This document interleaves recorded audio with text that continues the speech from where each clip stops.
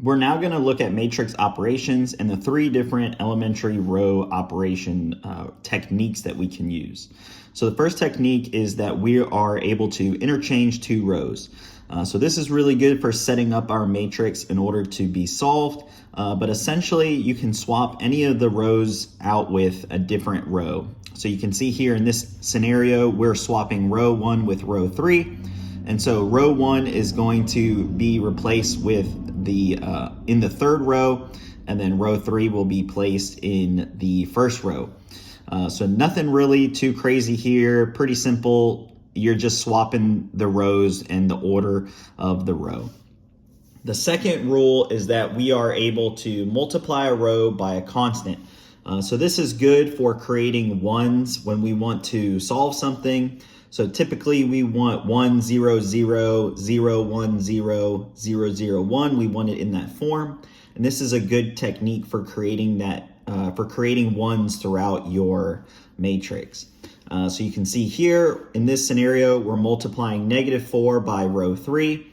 And you can see that we're not getting any ones, but this is just showing that the -3 times -4 will be equal to 12.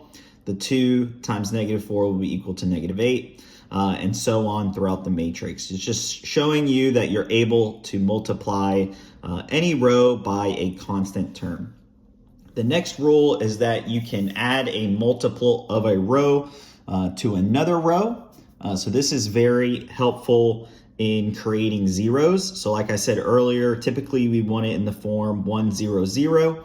And so it's helpful to get any zeros that you might want. So in this scenario, we have row 3, and we're going to subtract 4 times row 1 to create our new row 3.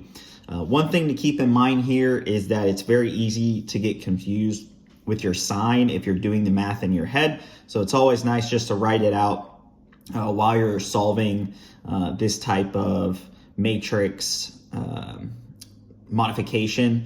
So you can see here, row 3 is this -3 minus 4 times row 1 is going to be equal to -7. And then you can do that to all three terms for your next row 3 term.